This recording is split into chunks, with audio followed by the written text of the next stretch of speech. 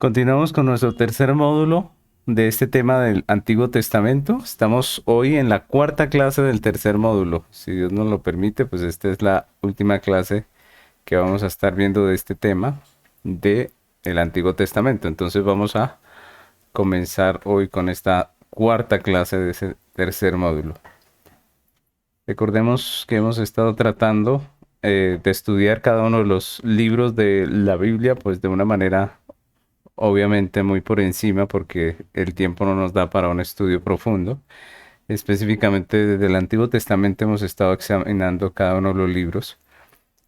Este ha sido el desarrollo de este tercer módulo. Primero vimos los libros poéticos, luego hablamos de los profetas mayores y ahora en la tercera y la cuarta clase, que es la de hoy, estamos viendo los profetas menores. En la clase pasada empezamos a ver esos profetas y hoy vamos a continuar con los profetas que nos hacen falta por estudiar.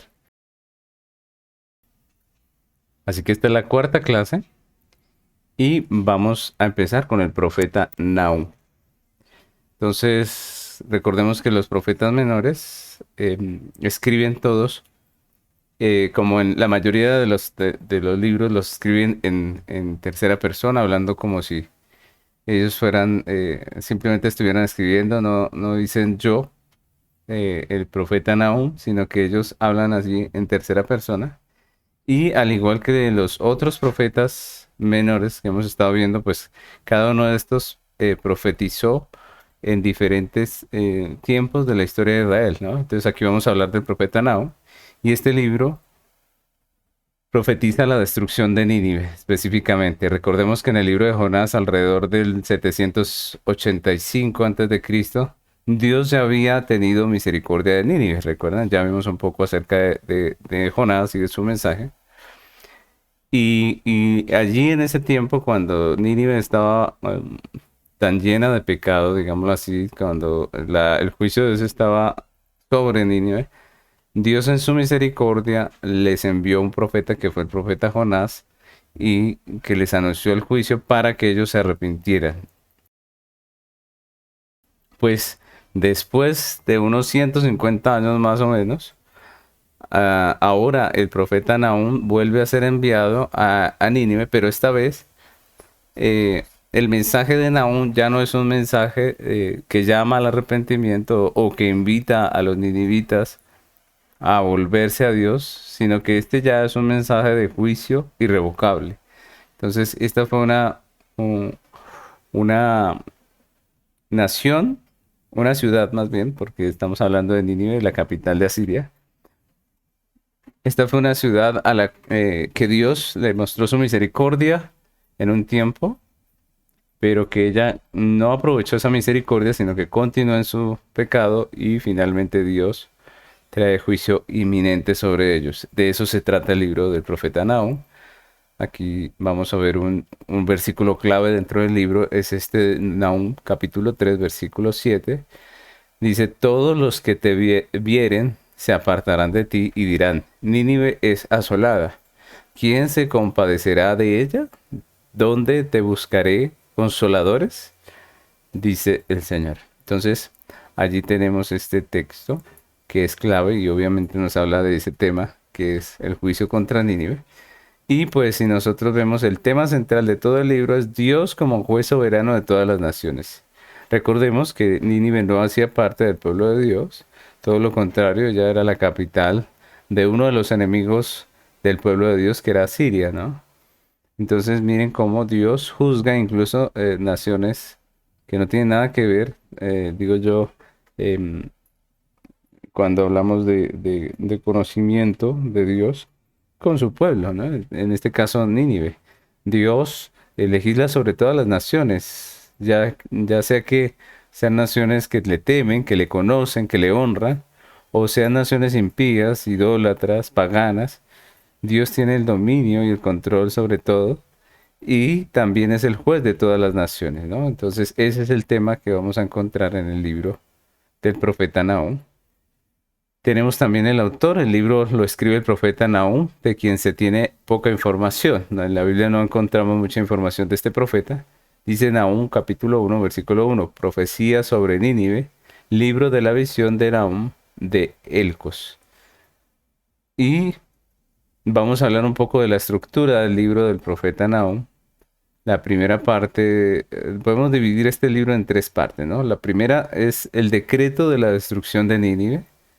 Nos habla de los principios generales del juicio divino, de la venganza de Dios en el juicio, el poder de Dios en el juicio, todos estos temas los trata el profeta, y la destrucción de Nínive y la liberación de Judá.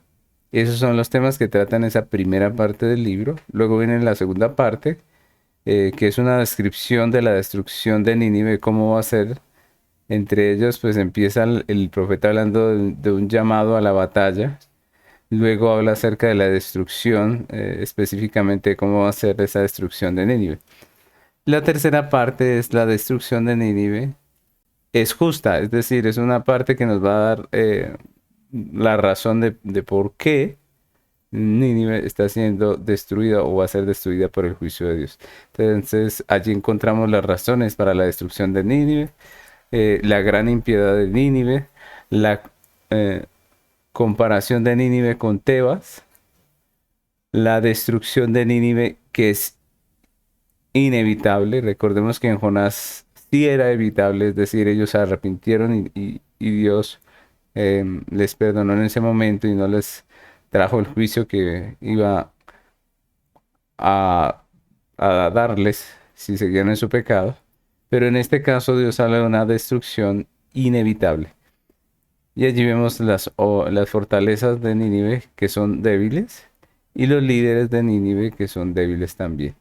Esa es básicamente la estructura del libro del profeta Nahum. Y vamos a hablar del énfasis o de los énfasis que encontramos allí dentro del libro, ¿no? El primero de ellos es la responsabilidad generacional, ¿no? Entonces los ninivitas habían sido librados del juicio en el tiempo del profeta Jonás, pero su arrepentimiento no duró mucho. Si ustedes se dan cuenta, fue muy transitorio, muy corto, y básicamente 150 años después, los ninivitas estaban haciendo igual el mismo pecado de las mismas cosas por las cuales Dios había desatado su ira o había prometido su ira. Y esto nos tiene que hacer pensar, ¿no? En la importancia de la fe que se transmite de generación en generación. Obviamente los ninivitas no transmitieron a sus generaciones el temor de Dios que habían experimentado cuando Dios les habló del juicio, ¿cierto? Ellos lo experimentaron, ellos se atemorizaron, tuvieron temor de Dios y se arrepintieron en ese momento, pero ellos no transmitieron ese temor de Dios y eso que habían escuchado a sus generaciones.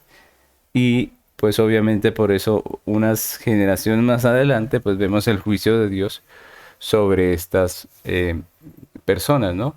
Y como creyentes debemos pensar en el futuro de nuestros hijos y de nuestros nietos, ¿no? Muchas veces nosotros somos cristianos solamente nosotros, ¿no? Y no pensamos en la próxima generación, no pensamos en nuestros hijos, en cimentarlos en la fe, y ese es un deber nuestro. Si nosotros vemos en toda la Biblia está el llamado a los padres a enseñar a sus hijos, ¿no? Eso es algo que nosotros debemos tener claro. Hoy en día, pues, la iglesia tiene algo que se llaman las escuelas dominicales y tenemos como la atención para los niños, pero usted fíjese en la historia de redención y dése cuenta que eso nunca fue así. Realmente el trabajo de la crianza de los hijos y la impartición de la fe de las nuevas generaciones se hace en casa. Realmente, obviamente, si usted se da cuenta, los, los tiempos en los cuales puede una iglesia tener a los hijos de la congregación, pues son muy pequeños, ¿no? Aunque se hiciese una reunión semanal para ellos, específicamente para ellos, pues todavía sería muy poco. Realmente los que tienen a sus hijos todo el tiempo son los padres. Por eso la Biblia nos llama a enseñar a nuestros hijos. Y si usted analiza, la enseñanza para los hijos es diaria. Recuerden cómo dice la ley. La ley dice que nosotros debemos transmitir la fe a nuestros hijos cuando nos levantamos, cuando vamos por el camino, al acostarnos. A toda hora tenemos que impartir esa fe. Y la impartimos no dando cátedra nada más, sino con la manera en que nosotros vivimos, actuamos. Entonces, de ahí la importancia que nosotros transmitamos esa fe a nuestros hijos, a nuestras generaciones. Qué bueno que nosotros como creyentes pensemos no solamente en ser creyentes, sino en dejar a nuestros hijos como creyentes, ¿no? Y obviamente todo hasta donde alcanzamos, hasta donde podemos, ¿no? También está el otro extremo, que son los padres, mm, que ya se preocupan tanto por la fe de sus hijos que prácticamente quieren como obligarlos a tener fe. Y de eso no se trata. La fe nuestra, lo que nosotros le dejamos a nuestros hijos, se lo dejamos por enseñanza, se lo dejamos por ejemplo, se lo dejamos obviamente con las órdenes que les damos cuando están bajo nuestra autoridad, pero nunca podemos obligar a un hijo a creer, ¿no? Es que no podemos obligarlo a creer. Nosotros lo guiamos, nosotros lo orientamos, nosotros le hablamos acerca de la fe y es Dios el que da la fe realmente, ¿no? ¿Qué sí podemos hacer nosotros? Enseñar, obviamente ejercer autoridad sobre ellos, porque mientras que estén bajo nuestra tutela, pues ellos tienen que proceder de una manera apropiada, ¿no? Ellos están, mientras que estén bajo nuestro hogar, bajo nuestro techo, pues ellos tienen que someterse a las reglas de la casa, ¿no? Y en ese sentido, pues ese es nuestro deber como padres. Nosotros no podemos dejar que se pierdan en nuestra casa, que vivan una vida perdida en nuestra casa, ¿no? Y eso está bien. Enseñarles también está bien, obviamente, orar y esperar en Dios. Y sobre todo darles ejemplo, que ellos aprenden más del ejemplo que de solamente la teoría. Pero sí es importante que nosotros tengamos como una prioridad el enseñar a nuestros hijos, tanto con nuestras palabras, dedicándoles un tiempo para enseñarles, como nuestros consejos y también obviamente con nuestro ejemplo. Y a que hagamos hasta donde nos sea posible, ¿no? Obviamente descansando en la obra de Dios. Nosotros no, tampoco debemos esperar de nuestros hijos perfección, porque ni siquiera nosotros somos perfectos, ni el más consagrado de los creyentes, ¿no? También debemos ver que ellos, al igual que nosotros, tienen situaciones, tienen momentos donde las cosas no son fáciles y tienen sus momentos difíciles, ¿no? Y todas esas cosas debemos nosotros entenderlas para que no exijamos algo que es imposible, ¿no? Hay padres que exigen a sus hijos cristianos una vida que ellos mismos ni siquiera pueden tener, ¿no? O sea, la realidad es que todos nosotros en esta vida pues somos pecadores, tenemos situaciones, tentaciones. Y es cierto que nosotros debemos apartarnos de la tentación de nuestros pecados. Y es cierto que nosotros debemos vivir en santidad, en santificación. Pero la realidad es que hay muchas ocasiones donde los hijos son tentados y en esos momentos nosotros no deberíamos actuar como si ellos no debieran estar en esa situación, como si fuera increíble que ellos estén en esa situación, sino comprendiendo que ellos están en esa situación porque son pecadores y que lo que necesitan allí es consejo, lo que necesitan allí es ejemplo, ¿cierto? Lo que necesitan, pues muchas veces es disciplina, ¿sí? Pero no podemos nosotros esperar cosas que nosotros mismos no podemos dar. Nosotros mismos tenemos crisis a veces donde pecamos, donde no hacemos exactamente lo que debiéramos hacer. Entonces, no se trata de alcahuetear lo que está mal, se trata de que nosotros entendamos que nuestros hijos también son personas, también son pecadores y que ellos necesitan lo mismo que necesitamos nosotros cuando estamos de tercos, necesitan el consejo, necesitamos el consejo. ¿Cuántas veces hemos estado nosotros en situaciones de rebeldía o de desobediencia y la palabra de Dios viene, nos enseña? Dios en su misericordia nos redarguye y pues eso es lo que necesitamos. No necesitamos un juicio terrible. Hay padres que le dicen a sus hijos de manera implacable, es que usted no es creyente, ¿sí? Y pues la pregunta es si eso es cierto, o sea, si el hecho de que un hijo falle quiere decir que no es creyente. O le dicen con palabras aún más duras, le dicen, usted es un hijo del diablo. Bueno, mejor dicho, a veces en el supuesto celo, si así se le puede llamar a eso, más bien como religiosidad, de muchos creyentes, pues lo único que hacen es atacar a sus hijos, ¿no? Como si no entendieran lo que la Biblia dice en cuanto a nosotros. Todos nosotros vivimos teniendo situaciones, pensamientos, deseos que muchas veces no son lo que Dios quiere.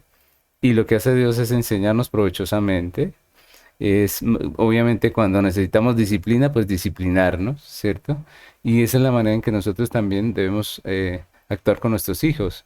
Nosotros no podemos ser tan implacables de hacerle pensar a nuestros hijos que ellos son unos hijos del diablo o cosas así por los errores o por los pecados que cometen, sino más bien llamarles a la santificación. Todos nosotros pasamos situaciones, pasamos momentos en donde estamos así.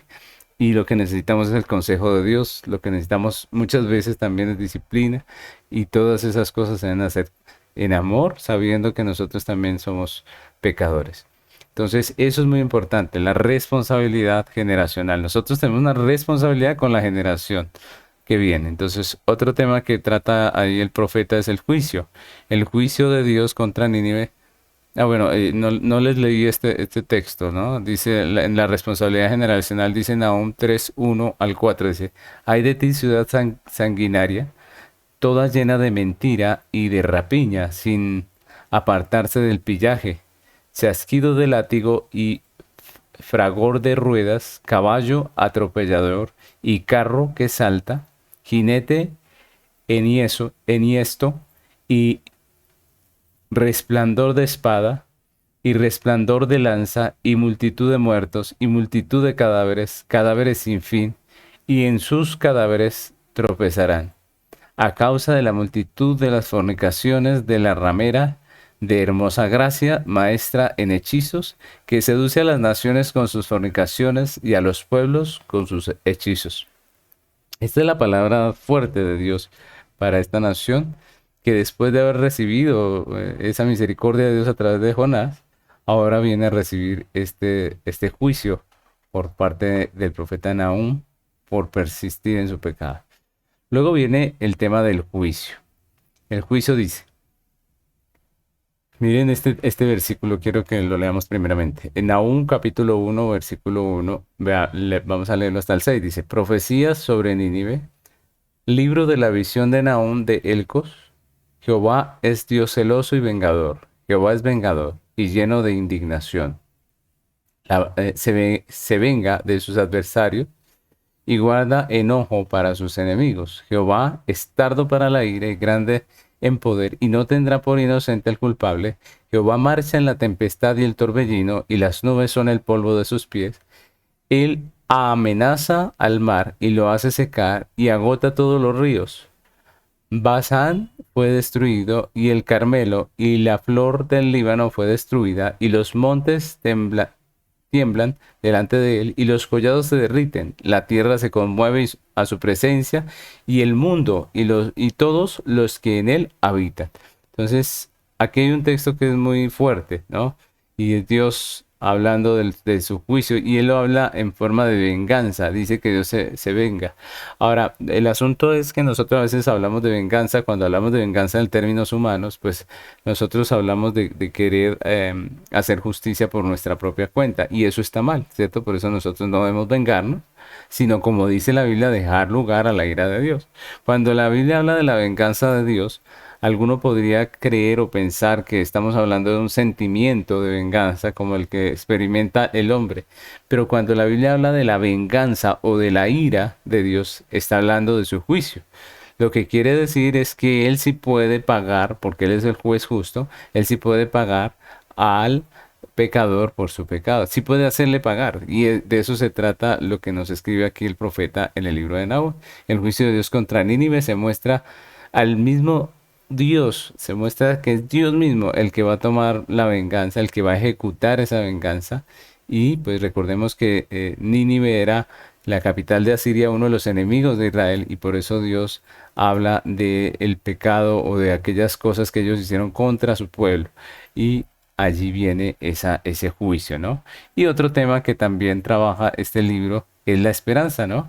Dios envió a Nahum como mensajero para traer esperanza al pueblo de Judá.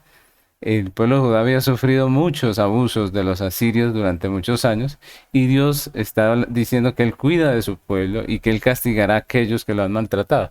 Entonces Nahum 1 del 7 al 12 dice, Jehová es bueno, fortaleza en el día de la angustia y conoce a los que en Él confían. Mas con inundación impetuosa consumirá a sus adversarios y tinieblas perseguirán a sus enemigos. ¿Qué pensáis contra Jehová? Él hará consumación, no tomará venganza dos veces de sus enemigos. Aunque sea con espinos entretejidos y estén empapados en su embriaguez, serán consumidos como hojarasca completamente seca. De ti salió el que imaginó mal contra Jehová, un consejero perverso. Así ha dicho Jehová, aunque reposo tengan y sean tantos, aún así serán talados. Y él pasará. Bastante te ha afligido, no te afligiré ya más. Son palabras de consuelo para el pueblo de Israel, el pueblo de Judá específicamente. Ahora pasamos al libro de Habacuc.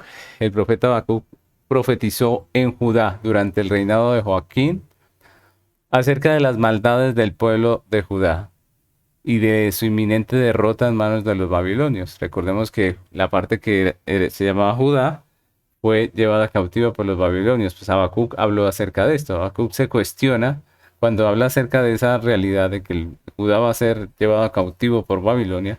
Él lo que hace es cuestionarse por qué Dios castiga a su pueblo con una nación impía. Entonces el libro está lleno de cuestionamientos y vamos a ver ahorita en la estructura que Habacuc es un profeta que se cuestiona y al que Dios le responde en cuanto a este acto de justicia que él va a hacer, ¿no? El tema. Perdón, el texto clave es Habacuc, capítulo 1, versículos 5 y 6. Dice, mirad entre las naciones y ved y asombraos, porque haré una obra en vuestros días que aun cuando se os contare no la creeréis.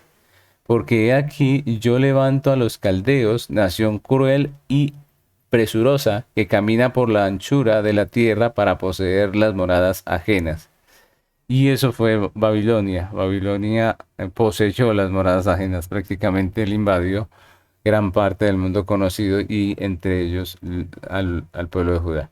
El tema del libro de Habacuc es el castigo de Dios para su pueblo y el juicio para los impíos. Las dos cosas se ven allí en el libro, ¿no? Tanto el castigo de Dios para su pueblo, y es importante resaltar que es castigo, ¿cierto? Pero también el juicio para los impíos. Y allí ya vemos una palabra que ya es un poco más difícil, ¿cierto? Más terrible, que es el juicio de Dios. Y pues obviamente el pueblo de Dios tiene esperanza. Tiene esperanza de que Dios perseverará en él, ¿cierto? Aunque para esa perseverancia tenga que usar el castigo, ¿no? También podemos hablar acerca del autor. Y en el caso del libro de Habacuc, como en el resto de los profetas menores, pues el que lo escribe es el mismo profeta Habacuc. Nada se conoce de este profeta excepto lo que se puede inferir en el libro. El primer versículo del libro dice Habacuc 1:1, la profecía que vio el profeta Habacuc. Entonces allí vemos otra vez cómo comienza ese libro hablándonos del profeta. Y ahora vamos a ver la estructura, que aquí es lo que yo les decía, prácticamente lo que vemos en Habacuc es cuestionamientos del profeta, ¿no? Ahí podemos dividir el libro en dos partes. La primera son preguntas de Habacuc y lo que vamos a ver en todo el libro son preguntas y respuestas de Dios. Entonces la primera pregunta que está en los primeros versículos, luego viene la respuesta de Dios, ¿no? La segunda pregunta, la respuesta de Dios, ¿no? La tercera pregunta y la respuesta de Dios. Generalmente de eso se trata el libro, ¿no? La segunda parte, que es ya la parte final, que empieza en el capítulo 3, pues es la alabanza de Habacuc. Habacuc primeramente ora por la misericordia de Dios sobre su pueblo, porque sabe que viene el castigo.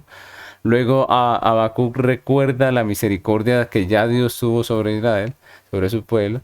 Y finalmente Habacuc confía en que en el futuro la nación va a ser salvada, ¿no? Dios salvará a su pueblo también. Entonces esa parte es muy bonita. porque nos da la confianza, ¿no? En medio de nuestras situaciones donde a veces somos castigados por Dios, pues debemos conocer que nuestro Dios nos castiga, pero también nos restaura. Y eso es una parte muy hermosa del libro de Habacuc. También tenemos los énfasis. El primer énfasis que encontramos en Habacuc es la justicia. Habacuc revela dos aspectos del carácter de Dios, específicamente su justicia y su santidad. Dios nunca es indiferente ante el pecado y la injusticia, sino que finalmente Él castiga al malvado. Y eso es algo de tener en cuenta, ¿no? A veces el tiempo pasa y no pasa nada. Y algunos llegan a pensar que Dios no va a actuar, que Dios no va a hacer nada, pero Dios no va a pasar por alto la impiedad, ¿no? Por eso los justos pueden esperar confiadamente en el Señor, porque finalmente Dios hará justicia, aunque en esta tierra veamos tantas situaciones. Habacuc 2, capítulo 2, versículos 6 al 12 dice, ¿no han de llevar todos estos refrán sobre él y sacarnos contra y sarcasmos contra él, perdón?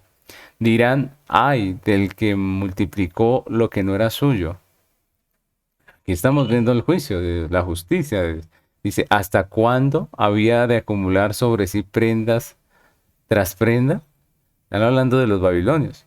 ¿No se levantarán de repente tus deudores y se despertarán los que te harán temblar y serás despojo para ellos? Por cuanto tú has despojado a muchas naciones, todos los otros pueblos te despojarán, a causa de la sangre de los hombres, y de los robos de la tierra, de las ciudades, y de todos los que habitan en ellas. Ay del que codicia injusta ganancia para su casa, para poner en alto su nido, para escaparse del poder del mal. Tomaste consejo vergonzoso para tu casa, asolaste muchos pueblos y has pecado contra tu vida, porque la piedra clamará desde el muro y la tabla del enmaderado le responderá. Ay del que edifica la ciudad con sangre y del que funda una ciudad con impiedad. Entonces miren que Dios usó a Babilonia, ¿cierto? Usó al rey de Babilonia como instrumento de juicio para muchas naciones, entre ellas para su pueblo, pero también, obviamente, Dios castiga a Babilonia porque lo que había en el corazón del rey no era justicia. Recordemos que el reino de Babilonia no fue que Dios le dijo, vaya y haga esto, sino que él en su pecado maquinó todas estas cosas. Dios usa a este pecador con su soberbia, con la soberbia de este pecador, para hacer juicio, para hacer justicia sobre la tierra, pero obviamente Dios castiga a ese soberbio, a ese hombre que anda en soberbia.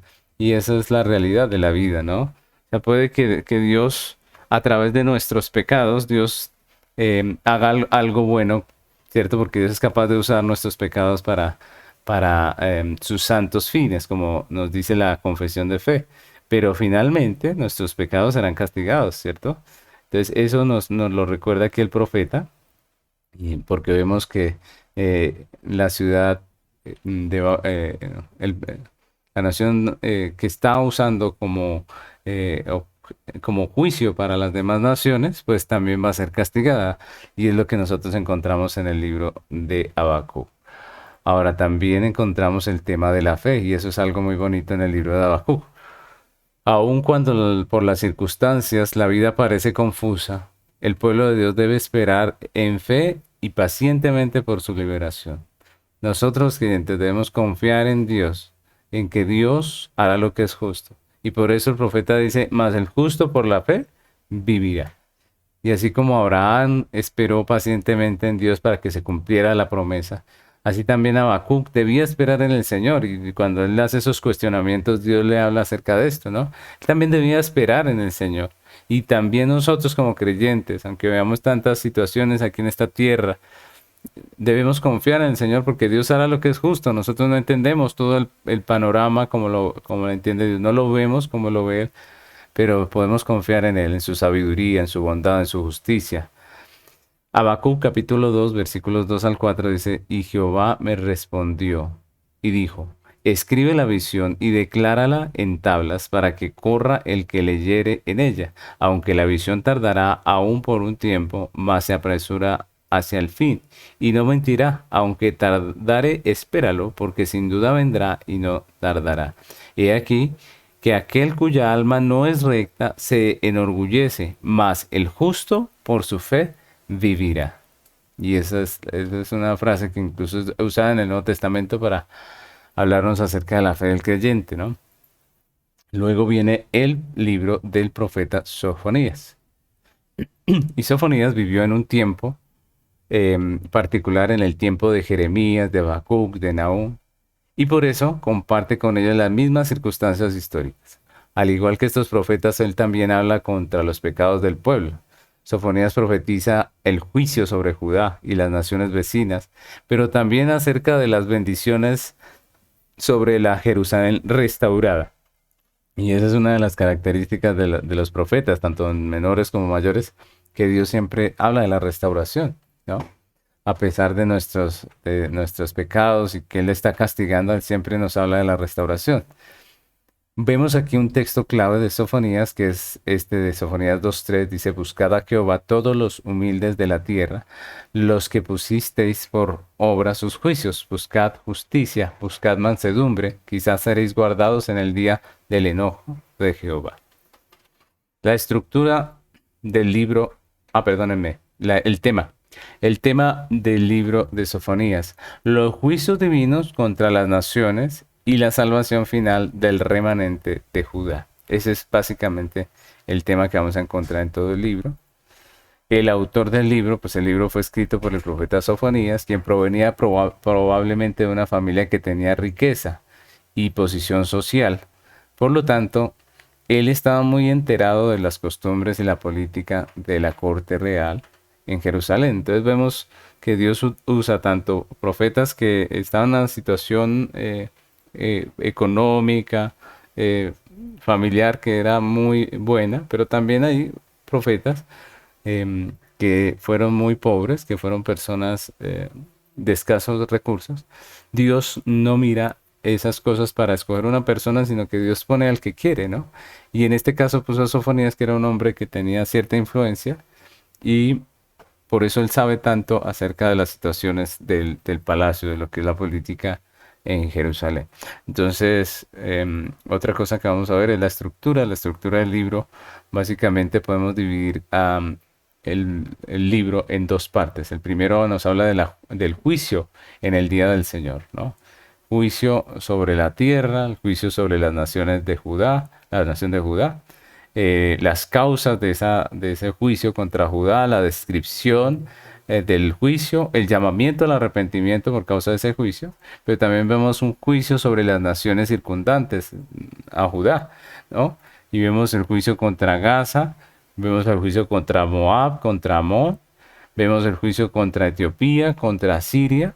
Vemos el juicio sobre estas naciones, que miren que no estamos hablando simplemente del pueblo de Dios, sino las naciones que estaban a su alrededor. Luego también habla del juicio de Jerusalén, de la maldad de Jerusalén y de la justicia del Señor, y del juicio sobre la tierra. Y luego viene la segunda parte, que es la salvación en el día del Señor. Entonces, también hay una parte, como les dije hace un momento, en este libro, que habla acerca de la restauración. Primero habla de la promesa de la conversión del pueblo, y luego habla acerca de la promesa de restauración. Continuamos con los énfasis. ¿Cuáles son los énfasis dentro del libro de Sofonías? El primer énfasis son los juicios de Dios. Solamente hay dos énfasis. El primero, el juicio de Dios. La profecía de Sofonías tiene un tema central, y es la llegada inminente del día del Señor, que será un día del juicio universal. El profeta también habla del juicio específico contra Judá y contra las naciones. Sofonías enfatiza que el pecado de su pueblo, especialmente el sincretismo religioso, el cual es una mezcla de la adoración idólatra pagana con la adoración al Señor, trae pues destrucción, trae castigo, y nosotros debemos reflexionar en esto, porque nuestra fe debe ser pura en cuanto a que nosotros no podemos hacer una mezcla, ¿cierto? Hoy en día el cristianismo se ha mezclado con muchas filosofías. Y la Biblia nos llama a predicar solamente el consejo de Dios. Entonces debemos nosotros mirar eso, entender eso. Como pueblo de Dios no podemos desviarnos tras la cultura o tras la filosofía de este mundo. Debemos permanecer firmes en la palabra.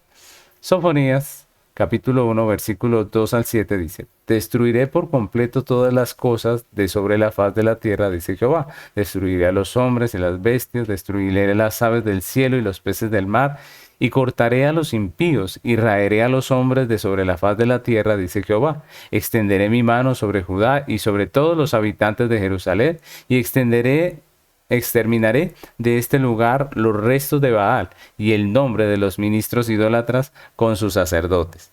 Y a los que sobre los terrados se postran al ejército del cielo, y a los que se postran jurando por Jehová y jurando por Milcom, a los que se apartan de en pos de Jehová, y a los que no buscaron a Jehová ni le consultaron.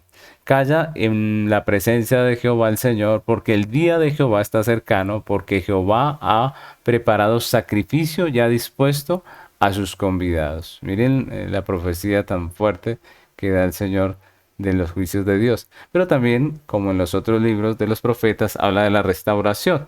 Y en este caso, el profeta Sofonías habla acerca de lo que vendrá para el pueblo de Dios, la restauración, una restauración en la que Dios purificará a los suyos y traerá regocijo. Miren lo que dice en Sofonías 3, 9 al 13. Dice: En aquel tiempo devolveré yo a los pueblos pureza de labios, para que todos invoquen el nombre de Jehová, para que le sirvan de común consentimiento. De la región más allá de los ríos de Etiopía me suplicarán, la hija de mis esparcidos traerá mi ofrenda. En aquel día no serás avergonzada por ninguna de tus obras con la que te rebelaste contra mí, porque entonces quitaré de en medio de ti a los que se alegran en tu soberbia, y nunca más te ensoberbecerás en mi santo monte, y dejaré en medio de ti un pueblo humilde y pobre, el cual confía en el nombre de Jehová. El remanente de Israel no hará injusticia ni dirá mentira, ni en boca de ellos se hallará lengua engañosa, porque ellos serán apacentados y dormirán, y no habrá quien los atemorice. Entonces, esos dos son los temas del profeta Sofonías. Continuamos con el profeta Ageo. Y Ageo y Zacarías, ustedes recuerdan, fueron profetas que Dios levantó para animar el pueblo a reedificar la casa de Dios cuando habían regresado al exilio. Recordemos que aquí estamos hablando del momento en que ellos vuelven después de los 70 años de exilio. Dice la Biblia que Dios despierta al espíritu de los profetas, del sacerdote, despierta a su pueblo, y también dice que llama a los reyes que tenían la autoridad sobre su pueblo y los hace volver. Recordemos que esto ya lo vimos un poco cuando hablamos de Nehemías y de Esdras. Y pues lo que vemos aquí es que este profeta, Ageo y Zacarías, fueron los profetas enviados ya después, que cuando ellos vuelven a la tierra, ¿recuerdan? Ellos después de los 70 años, un rey decreta el regreso de los exiliados a su tierra, y los primeros capítulos de Esdras nos dan el contexto en el cual actuó Ageo, ¿no? Cuando ellos regresan allí y empiezan a restaurar las cosas, ¿no? El libro contiene 4 profecías acerca de la reedificación del templo de Zorobabel. Recordemos que el templo que se reconstruyó allí en la tierra fue conocido como el templo de Zorobabel. Y en la primera parte, en la primera profecía, Ageo exhorta al pueblo a proseguir con la reconstrucción del templo. Recordemos que el pueblo se detuvo por algunas situaciones, se detuvo en la construcción, pues el profeta Ageo fue el que los amonestó para que volvieran a construir. La segunda profecía lo que hace es consolar a los que habían visto la gloria y la magnificencia del templo de Salomón. Y en la tercera lo que hace es anunciar la futura bendición de Dios y la gloria del templo. En la cuarta lo que termina diciendo el profeta es dirigiéndose a Zorobabel, que es el hijo de David, o sea, parte del linaje de David, eh, para profetizar también acerca del Mesías que Dios ha prometido. Básicamente, el libro de Ageo se trata de esto.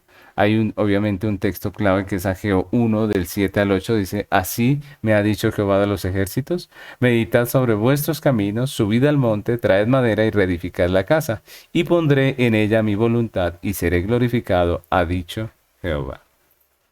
Ahí está el tema de la reconstrucción.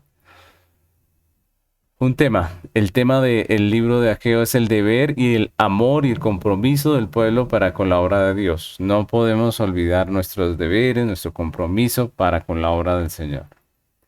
El libro fue escrito por el profeta Ageo, quien profetizó junto con Zacarías, exhortando en favor de la reconstrucción del templo.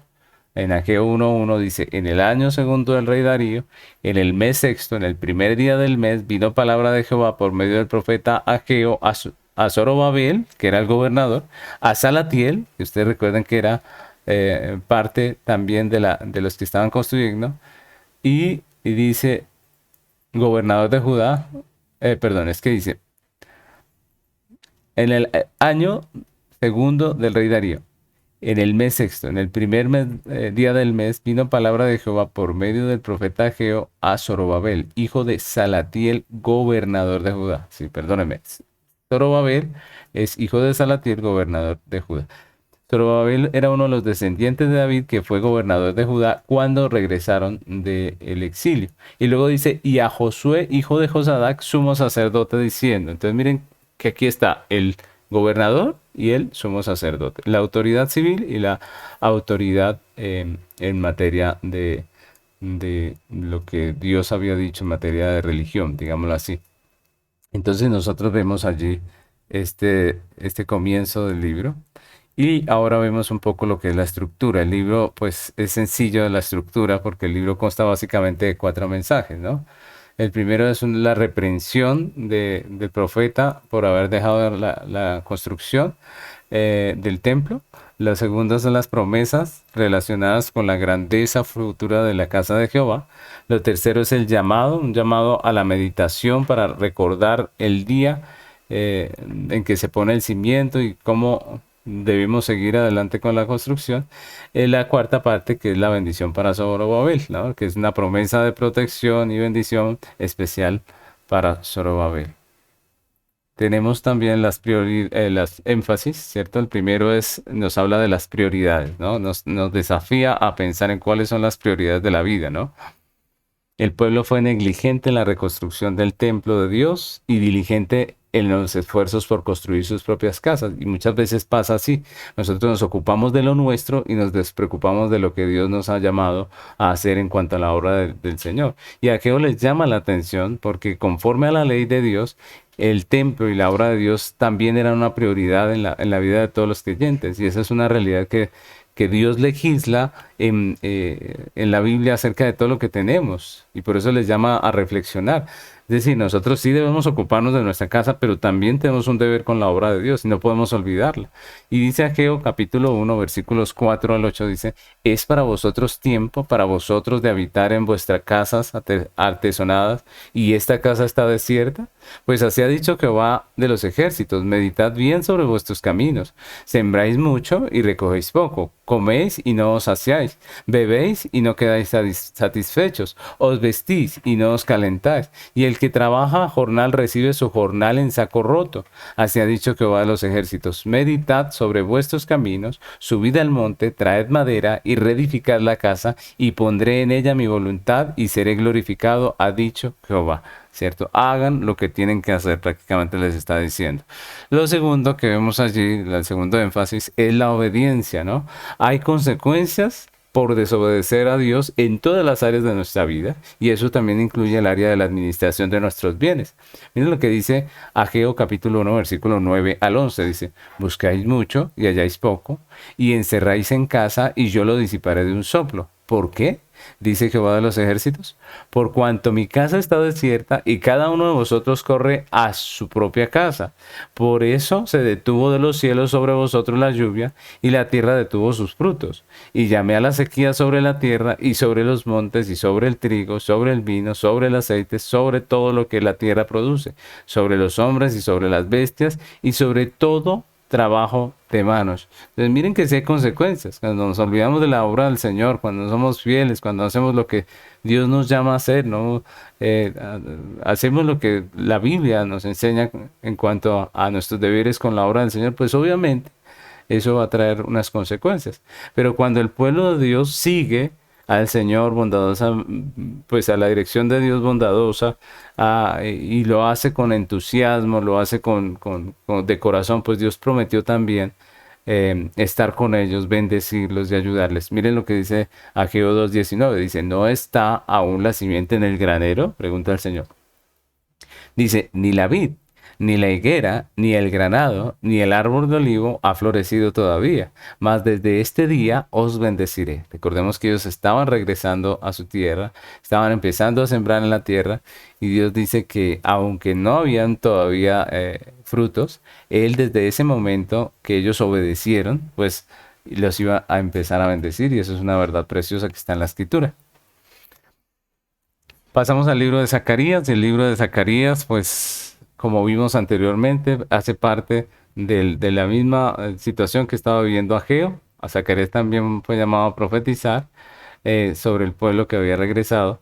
Y prácticamente el mensaje de Zacarías se divide en dos partes. En la primera anuncia la restauración del templo y en la última parte anuncia el futuro de las naciones y de Israel, el advenimiento del Mesías y el reino de Cristo. El profeta también aborda el tema del Mesías bastante en el texto, ¿no? Entonces, vamos a ver el versículo clave. Este es un versículo muy bonito que dice, Zacarías 6:12 y 13 dice, perdónenme, y les hablarás diciendo, así ha hablado Jehová de los ejércitos, diciendo, he aquí el varón cuyo nombre es el renuevo, el cual brotará de sus raíces y edificará el templo de Jehová. Él edificará el templo de Jehová y él llevará gloria y se sentará y dominará en su trono y hablará y habrá sacerdote a su lado y consejo de paz habrá entre ambos. Entonces miren cómo aquí nos estamos viendo la profecía mesiánica, Señor, y también que tiene que ver con el templo del Señor, ¿no? Ese renuevo no es una persona diferente al Mesías. El renuevo es nuestro Señor Jesucristo que edificará su pueblo. Y es lo que hizo Cristo, edificará su iglesia. Y fue lo que hizo Cristo cuando vino, ¿no? Él reedificó la iglesia, el templo del Señor. Entonces, ese es el texto clave. Pasamos al tema, el tema de Zacarías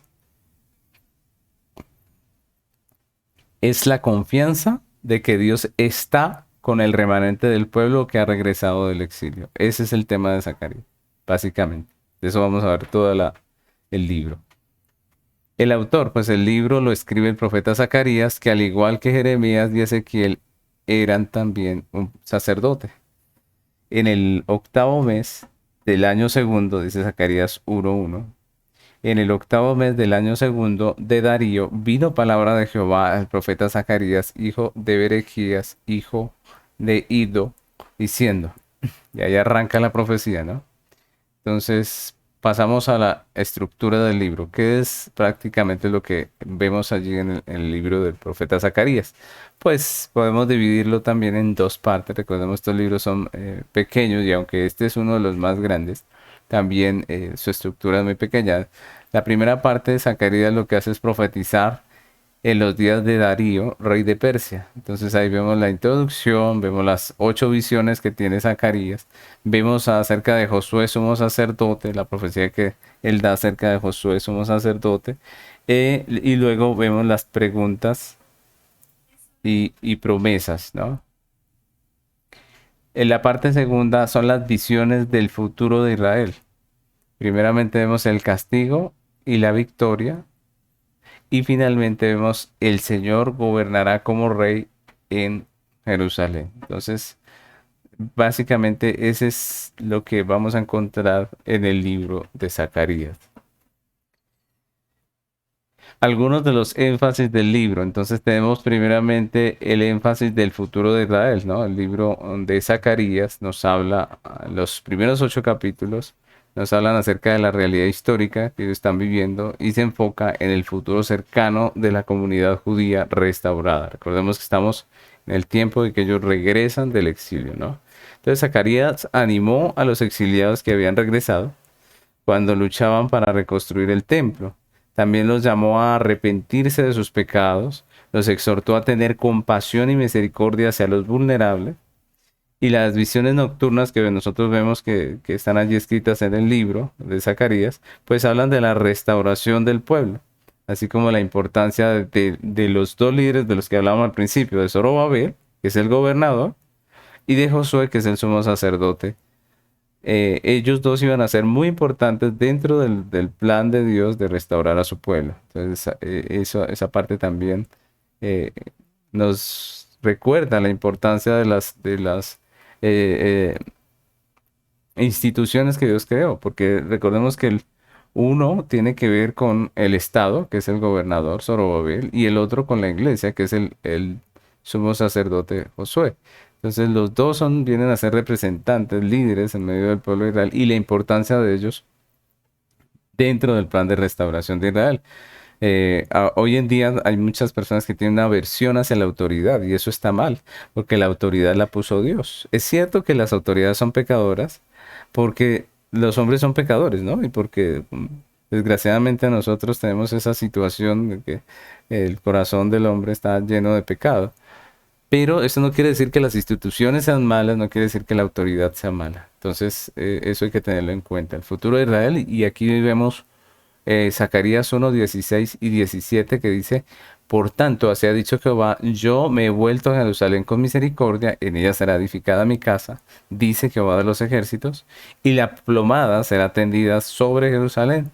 Clama aún diciendo, así dice Jehová de los ejércitos, aún rebosarán las ciudades con la abundancia del bien, y aún consolará Jehová a Sión, y escogerá todavía a Jerusalén. Entonces, lo primero que habla es del futuro de Israel. Y también nos habla de la promesa del Mesías, ¿no? Del Mesías prometido. Zacarías, capítulo 13, versículo 1, dice, en aquel tiempo habrá un manantial abierto para la casa de David y para los habitantes de Jerusalén, para la purificación del pecado y de la inmundicia. Es la visión de Zacarías de un rey que vendría del Mesías y de la victoria final de Dios sobre el mal, pues apunta no solamente al ministerio terrenal de Cristo, que vino y predicó y murió en la cruz por nuestros pecados, sino también a cuando Él regrese, tal como lo describe Apocalipsis. Entonces, los profetas como Zacarías también profetizaron acerca del Mesías y todo lo concerniente al futuro glorioso del pueblo de Dios. Y finalizamos con el libro de Malaquías. Recordemos que Malaquías fue el último de los profetas del Antiguo Testamento y él vivió en la época posterior a la reedificación del templo y a la restauración de la adoración.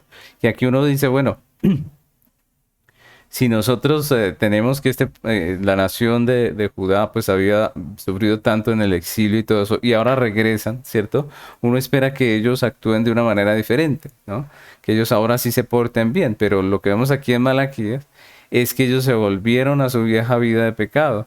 Y Malaquías, además de reprender al pueblo por su condición espiritual, lo que hace es animarles a vivir para Dios y también parte de su profecía es la profecía que habla acerca de la venida del Mesías, ¿no?